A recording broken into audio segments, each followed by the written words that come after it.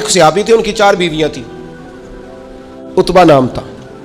تو آپ کو پتہ ہے یہ بناؤ سنگار سے عورتوں کو زیادہ دلچسپی ہوتی ہے، اچھی خوشبو کہاں سے ملتی ہے، بناؤ سنگار کا سامان۔ عورتیں ذرا اس کے اندر اپنے آپ کو ذرا اگلی صفوں میں سمجھتی ہیں، اور چلو اچھی بات بھی ہے، اپنے خاوند کے لیے اگر کوئی عورت بناؤ سنگار کرے تو باعث اجر ہے اس کے لیے۔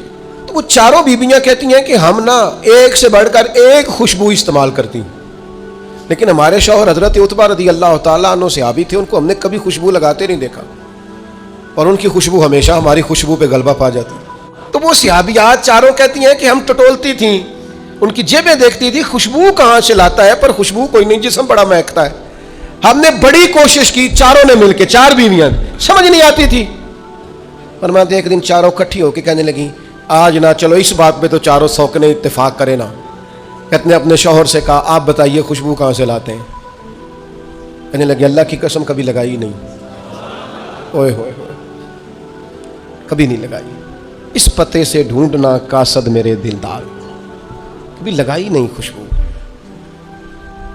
کہا آپ عجیب بات کرتے ہیں، ہم تھک گئی ہیں سالوں سے، اب لگاتے نہیں، یہ کیسی بات ہے؟ تو فرمانے لگے آؤ نا سنو نا، میرا قصہ تو سنو، میری داستان حسن تو سنو، میرے اوپر جو کرم کی برکھا برسی، بس مختصر سی میری کہانی ہے، یہ جو بھی ہے ان کی مہربانی ہے۔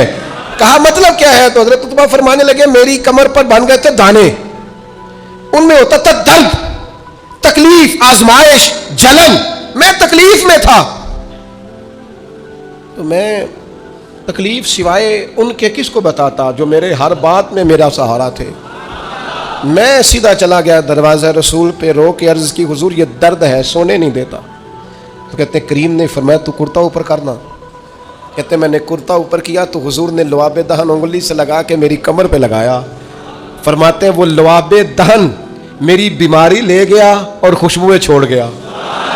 میں جیسے جیسے غسل کرتا جاتا ہوں خوشبو بڑھتی جاتی ہے، تازگی بڑھتی جاتی ہے۔ نہ سمجھ آئے تو مدینہ جا کے دیکھو، مسجد نبوی میں بیٹھ کے دیکھو، جاؤ حضور سید عالم کے شہر نور کی گلیوں سے ہو کر جا کر دیکھو، عرصہ ہوا طیبہ کی گلیوں سے وہ گزرے تھے، اب تک ان گلیوں میں خوشبو ہے پسینے کی۔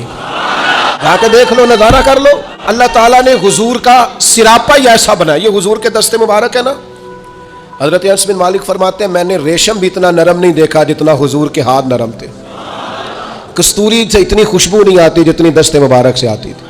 اور فرماتے ہیں عرب کی گرمی بڑی مشہور تھی، میں حضور کے دستے مبارک ہاتھ میں لیتا تو برف سے زیادہ ٹھنڈے ہوتے۔ اتنا اللہ تعالیٰ نے محبوب کو معنویت کے ساتھ سجایا، سنوارا، کمال ہو گئی۔